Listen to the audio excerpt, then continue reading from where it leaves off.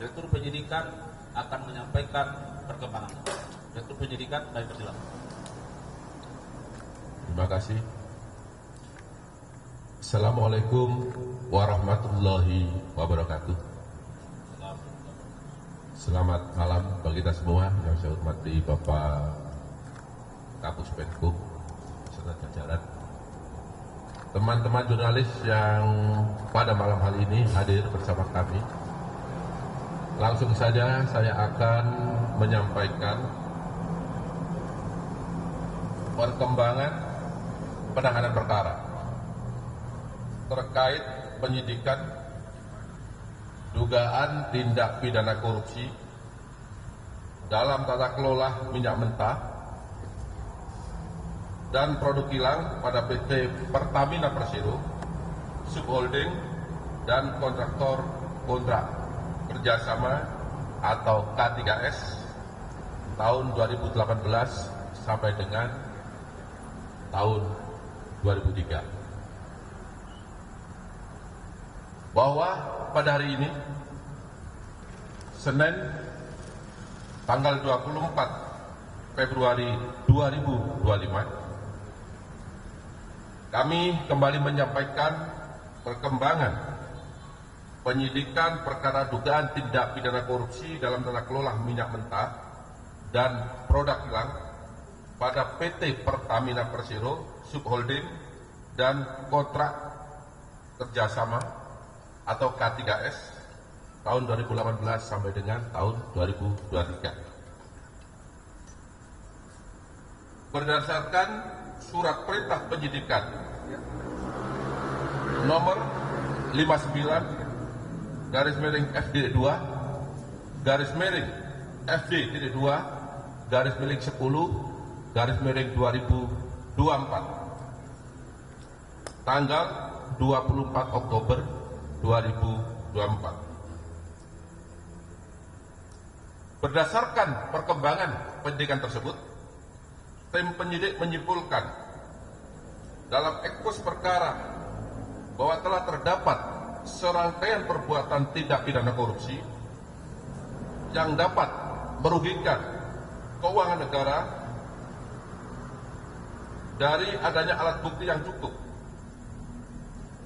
yaitu sebagaimana telah disampaikan tadi oleh Pak Kapus Penkum, yaitu berdasarkan keterangan saksi, berdasarkan keterangan ahli, berdasarkan bukti dokumen yang telah disita secara sah, dan bukti-bukti lain termasuk barang bukti elektronik atau BB. Berdasarkan alat bukti tersebut, tim penyidik pada malam hari ini menetapkan 7 orang sebagai tersangka, antara lain 1. RS, yang bersangkutan adalah Direktur Utama PT Pertamina Patra Niaga. Yang kedua, SDS, yang bersangkutan adalah Direktur Feedstock and Product Optimization PT Kilang Pertamina Internasional. Ketiga, JF selaku Direktur Utama PT Pertamina Internasional Shipping. Keempat, AP selaku VP Feedstock Management PT Kilang Pertamina Internasional. Yang kelima, MKAR selaku Beneficial Owner PT Navigator Katulistiwa. Keenam, DW selaku Komisaris PT Navigator Katulistiwa dan Komisaris PT Jenggala Maritim. Jadi yang bersangkutan menjabat sebagai komisaris pada 2 perusahaan sekaligus. Sedangkan yang terakhir, ketujuh, adalah GRJ selaku Komisaris Jenggala Maritim dan sekaligus menjabat sebagai Direktur Utama PT Orbit Terminal Merak. Itulah 7 tersangka yang telah ditetapkan oleh penyidik pada malam hari ini berdasarkan alat bukti yang cukup. Kemudian setelah dilakukan pemeriksaan kesehatan dan yang bersangkutan dinyatakan sudah sehat, selanjutnya tim penyidik melakukan penahanan terhadap para tersangka 20 hari ke depan terhitung sejak hari ini tanggal 24 Februari 2025 berdasarkan surat perintah penahanan. Yang pertama, surat perintah penahanan nomor 14, kemudian surat perintah penahanan nomor 13, surat penahanan nomor 12, surat perintah penahanan nomor 15, surat perintah penahanan nomor 16, surat penahanan nomor 17, dan surat perintah penahanan nomor 18 garis miring F.2 garis miring FD.2 garis miring 02 garis miring 2025 tanggal 24 Februari 2025. Adapun kasus posisi akan saya sampaikan sebagai berikut.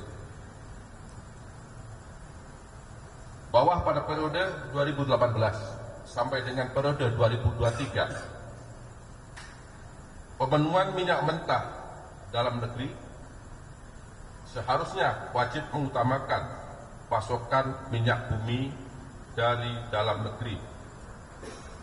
Dan Pertamina wajib mencari pasokan minyak bumi yang berasal dari kontraktor dalam negeri sebelum merencanakan impor minyak bumi sebagaimana diatur dalam pasal 2 dan pasal 3 Peraturan Menteri ESDM nomor 42 tahun 2018 tentang prioritas pemanfaatan minyak bumi untuk pemenuhan kebutuhan di dalam negeri. Namun berdasarkan fakta penyidikan yang didapat, tersangka RS, SDS dan AP melakukan pengondisian dalam rapat optimalisasi hilir atau OH yang dijadikan dasar untuk menurunkan produksi kilang sehingga produksi minyak bumi dalam negeri tidak terserap seluruhnya. Dan pada akhirnya pemenuhan minyak mentah maupun produk kilang dilakukan dengan cara impor. Pada saat produksi kilang minyak sengaja diturunkan, maka produksi minyak mentah dalam negeri oleh K3S sengaja ditolak dengan fakta sebagai berikut. Produksi minyak mentah oleh K3S tidak memenuhi nilai ekonomis, padahal harga yang ditawarkan oleh K3S masih masuk range harga HPS. Yang kedua, produksi minyak mentah K3S dilakukan penolakan dengan alasan spesifikasi tidak sesuai dengan spek.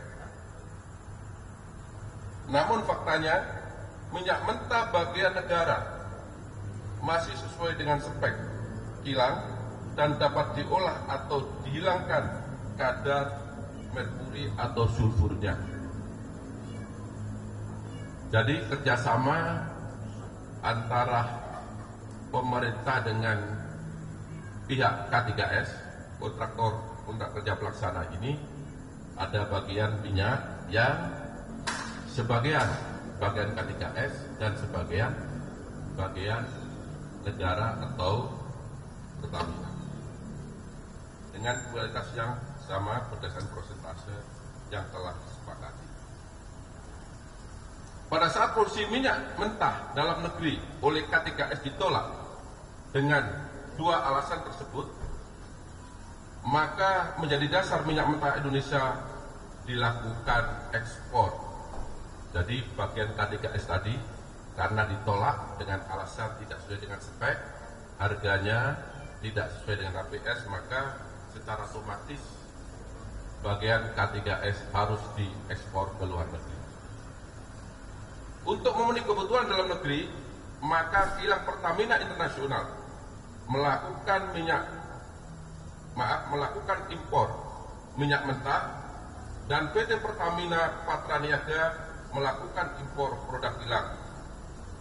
Harga pembelian impor tersebut apabila dibandingkan dengan harga produksi minyak bumi dalam negeri, terdapat perbandingan komponen harga yang sangat tinggi atau berbeda harga yang sangat signifikan. Jadi saya perjelas, pada saat K3S mengekspor bagian minyaknya karena tidak dibeli oleh PT Pertamina, maka pada saat yang sama PT Pertamina mengimpor minyak mentah dan produk kilang. Selanjutnya, untuk kegiatan pengadaan impor minyak mentah oleh PT Kilang Pertamina Internasional dan produk kilang oleh PT Pertamina Patraniaga, diperoleh fakta adanya perbuatan jahat atau mens rea antara penyelenggara negara, yaitu tersangka SDS, AP, RS, dan JF, bersama dengan demut atau broker, yaitu tersangka MK, DW, dan GRJ, sebelum tender dilaksanakan dengan kesepakatan harga yang sudah diatur.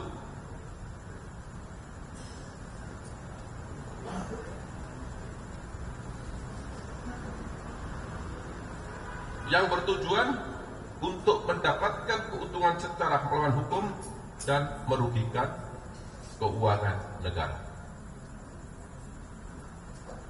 Permufakatan tersebut diwujudkan dengan adanya tindakan atau actus reus, pengaturan proses pengadaan impor minyak mentah dan impor produk kilang, sehingga seolah-olah telah dilaksanakan sesuai dengan ketentuan dengan cara mengkondisikan pemenangan demut atau broker yang telah ditentukan dan menyetujui pembelian dengan harga tinggi melalui spot yang tidak memenuhi persyaratan, yaitu dilakukan dengan cara tersangka RS, SDS, dan AP memenangkan demut atau broker minyak mentah dan produk kilang secara melawan hukum. Yang kedua, tersangka DM dan GRJ melakukan komunikasi dengan tersangka AP untuk dapat memperoleh harga tinggi pada saat syarat belum terpenuhi dan mendapatkan persetujuan dari tersangka SDS untuk impor minyak mentah dan dari tersangka RS untuk produk kilang. Dalam pengadaan produk kilang yang dilakukan oleh PT Pertamina Patraniaga, tersangka RS melakukan pembelian atau pembayaran untuk RON 92. Padahal sebenarnya yang dibeli adalah RON 90 atau lebih rendah, kemudian dilakukan blending di depo untuk menjadi RON 92, dan hal tersebut tidak diperbolehkan atau bertentangan dengan ketentuan yang ada. Pada saat telah dilakukan pengadaan impor minyak mentah dan impor produk kilang, diperoleh fakta adanya markup kontrak shipping atau pengiriman yang dilakukan oleh tersangka JF selaku Direktur Utama PT Pertamina International Shipping, sehingga negara mengeluarkan fee sebesar 13 sampai dengan 15% secara melawan hukum, sehingga tersangka MKAR mendapatkan keuntungan dari transaksi tersebut.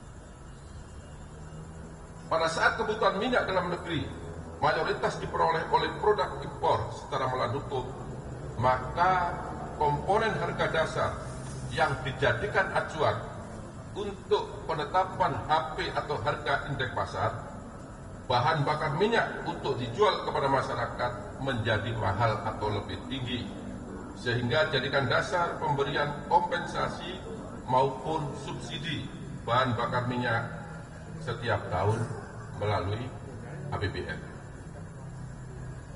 Adanya beberapa perbuatan melawan hukum tersebut telah mengakibatkan adanya kerugian keuangan negara sekitar 197 triliun yang bersumber dari berbagai komponen. Yang pertama, kerugian ekspor minyak mentah dalam negeri, kemudian kerugian impor minyak mentah melalui demut atau broker, kerugian impor BBM melalui demut atau broker, kerugian pemberian kompensasi, dan kerugian karena pemberian subsidi karena harga minyak tadi menjadi tinggi. Perbuatan tersangka melanggar ketentuan pasal 2 ayat 1, junto pasal 3, junto pasal 18 Undang-Undang Nomor 31 tahun 1999 sebagaimana diubah dengan Undang-Undang Nomor 20 tahun 2001 tentang Undang-Undang Pemberantasan Tindak Pidana Korupsi, junto pasal 55 ayat 1 ke 1 Kitab Undang-Undang Hukum Pidana. Demikian perkembangan penyidikan terkait dugaan tindak pidana korupsi dalam tata kelola minyak mentah dan produk kilang pada PT Pertamina Persero, subholding dan kontraktor kontrak kerja atau K3S yang dapat kami sampaikan. Apabila ada kata-kata yang kurang jelas, yang kurang berkenan, saya mohon maaf dan saya akhiri. Wabillahi taufiq wal hidayah. Wassalamualaikum warahmatullahi wabarakatuh. Baik, itu tadi yang sudah disampaikan oleh Direktur Penyidikan terkait perkembangannya. Rekan-rekan media, ada dua hal yang ingin kami tegaskan. Yang pertama, bahwa kerugian keuangan negara sebesar 193,7 triliun tentunya itu baru perhitungan yang dilakukan oleh penyidik, ya, jadi perkiraan. Tentu ahli sekarang sedang, ya, ahli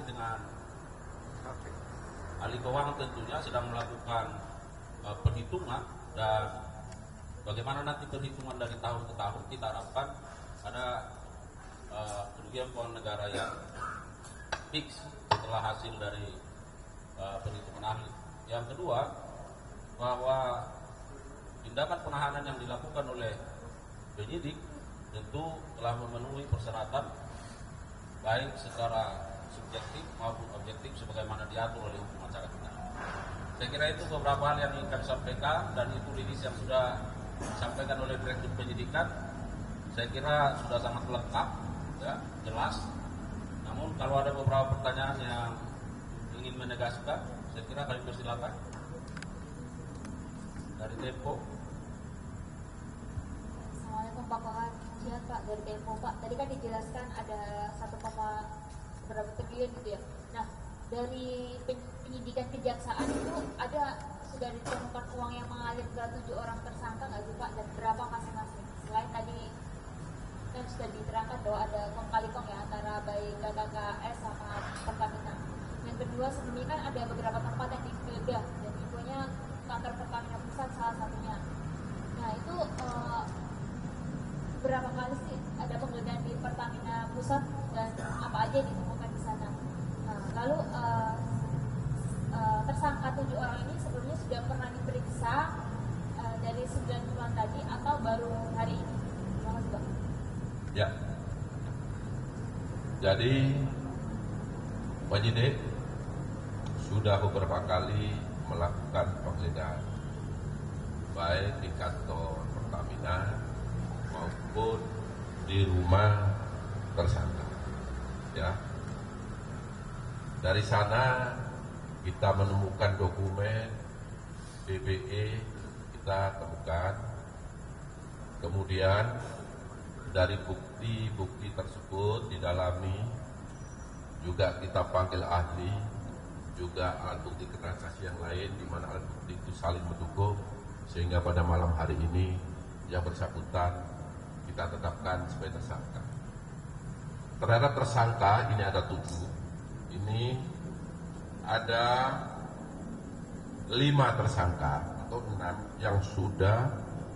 yang sudah diperiksa sebelumnya sebagai saksi. Kemudian ada 1 yang hari ini tadi sudah dilakukan pemeriksaan sebagai saksi, dan pada malam hari ini yang bersangkutan juga ditetapkan sebagai tersangka. Saya rasa itu jawabannya. Uang yang masuk ke kantong masing-masing tersangka? Ya. Untuk berapa jumlah uang yang masuk masing-masing tersangka ini masih didalami oleh penyidik. Ya, nanti pada saatnya pasti akan disampaikan. Satu tersangka yang hari ini tadi siapa? Jadi hari ini ada 7 tersangka yang diperiksa sebagai saksi hari ini, kemudian ditetapkan sebagai tersangka adalah MKAN. Itu baru sekali. Kalau yang lainnya itu sudah pernah diminta keterangan sebelumnya beberapa saat yang lalu sebagai saksi. Baik, saya kira jelas ya. Masih ada, Mas? Ada lagi? Jangan minta jangan terlalu bohong. Cukup saya kira ya.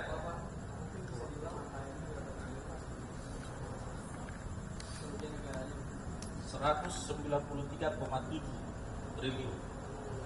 Jadi saya pertegas sekitar 197 triliun, dan karena ini selama 5 tahun 2018 sampai 2023 nanti finalnya akan kami sampaikan ya, setelah penghitungan oleh audit BPK sudah selesai ya. Yang pasti kami sudah gelar perkara dengan BPK, sudah kami tuangkan dalam risalah hasil ekspos, sehingga di sana ditemukan kerugian keuangan negara.